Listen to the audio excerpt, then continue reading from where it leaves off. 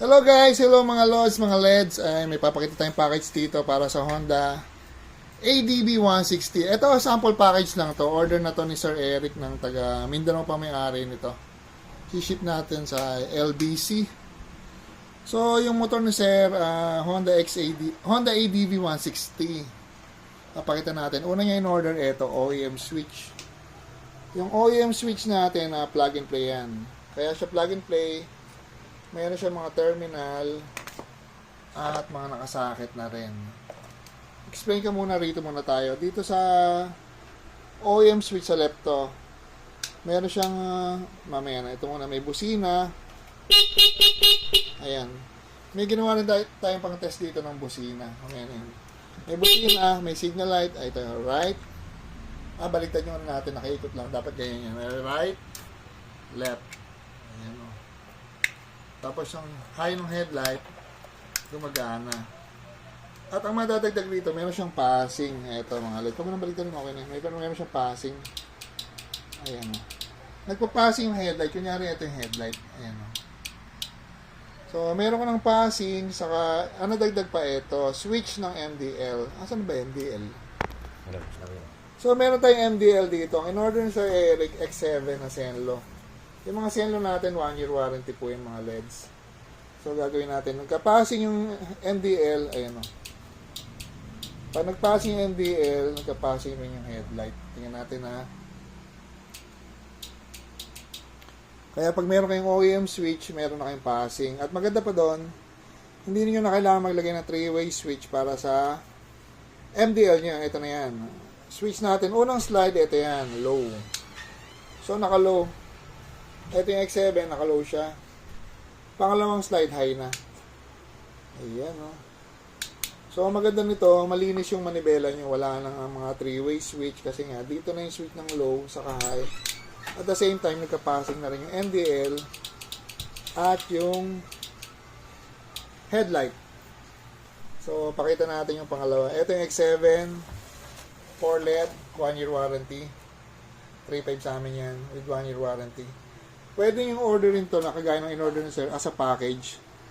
Yung package naman natin, depende kung anong motor nyo. May mga sukat na kami yan. NMAX man yan, ADB 160 or PCX, NMAX V3, meron tayo yan. Mga Kimco, AK, meron tayong mga ganyan na nakapackage na pwede yung orderin.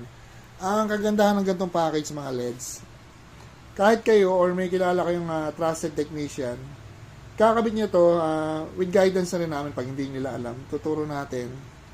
At maganda rin, hindi siya magka-cut, no cutting, no splicing, no electrical tape. Kaya kung brand nyo yung unit nyo, yung motor nyo, walang mabuboid na warranty.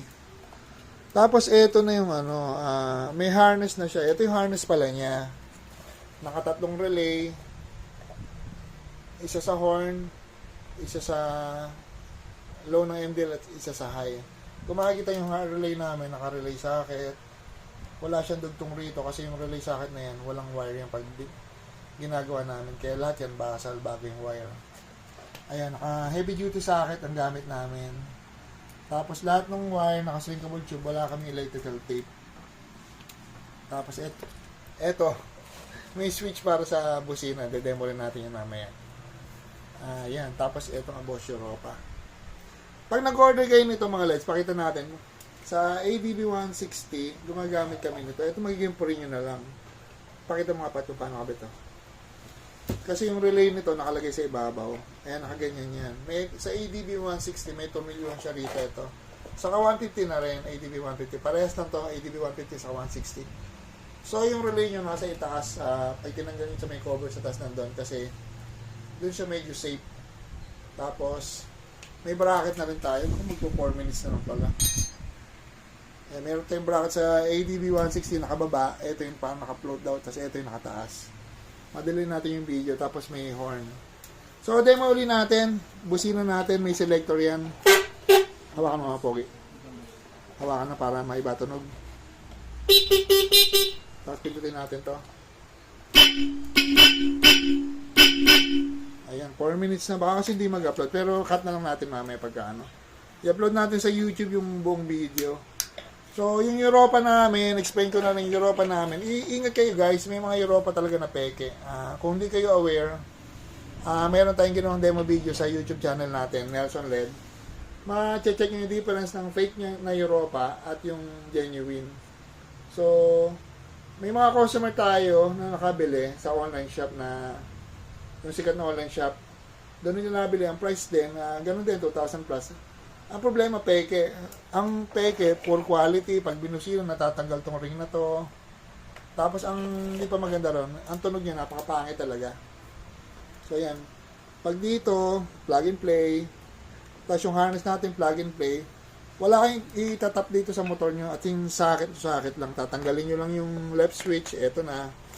Kakabit nyo to. Tapos, kabit kayo sa body ground. Yung body ground, same lang ang pinagtutuloyan nito. Ito. Saan na ba? Ayan. Sa ibabaw. Ayan. Magka-same lang yan. Tapos dito naman, ito sa battery, positive. So, kukonek nyo lang isa sa battery, isa sa body ground. Tapos ito lang mga socket. Tapos yung sa busina, saan na ba yung pogi? Hindi yung yung trigger. Ito papunta sa busina to, sa stock horn socket nyo. Pagpapalitin nyo lang ang kabit nito, pag hindi siya tumutunog, kasi may selector nga yan, may hollow switch. Tapos yung selector niyan, optional, pwedeng 3-way, pwedeng hollow switch. Kaya namin kasi kaya natin ginawa itong hollow. Hindi na nga tayo maglalagay ng 3-way kasi nandito na yung switch ng MDL. Hollow na lang ginamit natin kasi nakatago. Tapos isa pa mga LEDs. Meron tayong, hindi mo tinanggal lang. Dalawa tong piraso. Meron tayo rito mga horn bracket. Napakahalaga na ito, especially pag horn niya is yung mga snail horn. Kasi kadalasan, kinakabit lang nila sa kabitan ng stock horn yung busina. Ano nangyayari? Nakaharap siya paharap na ganun, kaya napapasok ng tubig. Humihina at nasisira yung horn. Kaya maganda talaga na horn bracket. Kaya 400 lang to. Available sa Shopee store natin. Minsan may nalilito sa Shopee store natin kasi nakapost doon horn bracket na stainless. Ito po talaga mga stainless to, yung mga ginagamit namin. Yan, magnet test natin. Maski simpleng bracket, maski horn bracket na simple lang, gumagamit kami ng stainless. Magnetin mo, Pogi. Ayan, ayan, wala siyang kadikit-dikit. Pakita mo lang yung horn bracket. Horn bracket, free na lang yan. Relay boss. Relay bracket. Ayun, buti natatama. Madalas sa video, mali-mali ako. Kung ano yung pakikuha tong Eto, ang kabit nito, nakaganyan yan.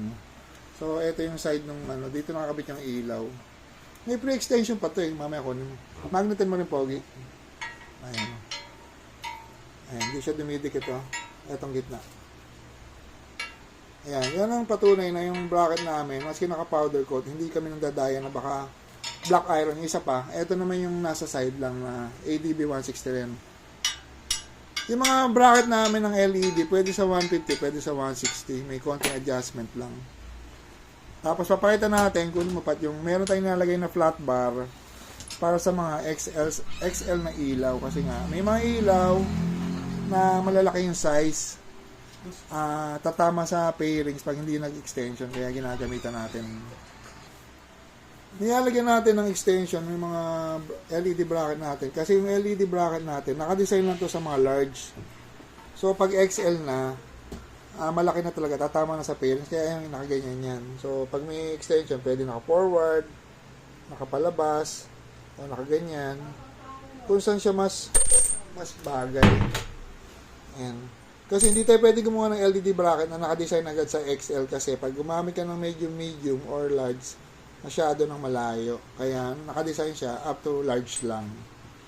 Yan, available sa atin yung mga Senlo na brand. Meron tayo rito ng Senlo X7, saka M5 Plus. Ayun, mga sukat dito yun. Bagay na bagay rito. Maski yung mga gold runway, sabihin nyo lang, free naman po yung mga extension natin na ito Ilalagay lang natin kasama. So yan, available na to, LED bracket natin, 1.5 lang. OEM switch, 2K lang, plug and play. Yung OEM natin, pakita ko lang, meron na iba to sa kasamang sa stock switch na meron siyang socket na dalawahan. Eto na yung papunta nga sa harness ng MDL niya para magkaroon siya ng high and low na which is nakokontrol naman dito. Ayan. Low, high. Patong, okay na. Nakapatong kasi yung busina, kaya ganun. Pero kamukha na din na mukhang na maayos yan. So, ganun kami rito pag may ginagawa ko yung wiring. Meron kami ginagawang pan-test talaga na para matest namin na working lahat, na functioning lahat ng wiring. So, pag umorder kayo nitong set, napipre na to. Ito, relay bracket. Free na rin tong flat bar extension.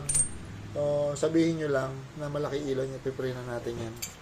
Yan, kagaya nito, order ni Sir Eric. Kayang-kaya na install to. Para ka nasa shop pag kinabit mo to, kung ano yung install namin, gano'n. Kasi kompleto rin. Ayan ang magnet talaga yan, tinidikit. So, ayan mga LEDs, kung gusto nyo mag-avail nito, marami tayong packages para sa, yun nga, Europa. Pwede siyang PIAA. Sa option na niya, pwedeng ilaw, iba. At, instead na 3-way, pwedeng OEM or 3-way. Ito, instead na halo, pwedeng 3-way switch. Pwede siya sa NMAX, V1, V2, V3, Honda PCX, tas ADB. Kung ano yung motor niya, may mga sukat tayo niyan. Tapos yung mga bracket, lahat ng bracket, halos lalo yung mga bagong motor, may available tayo rito. Lahat yan, stainless na, powder coated pa. So, ganun tayo rito mga LEDs. Kasi inaano natin na matibay yung product natin at quality talaga. Kung may konting problema, inaayos talaga natin yan. So yan, thanks for watching. Avail na mga LEDs. Pwede nyo gawin yung wiring na to. Maski nasaan pa kayo, maski nasa Mindanao o Visayas pa kayo. Same wiring, same quality. At syempre, no cutting, no splicing, no electrical tape. Tapos yung bracket nyo, stainless na powder coated pa. By Nelson na dyan. Thank you.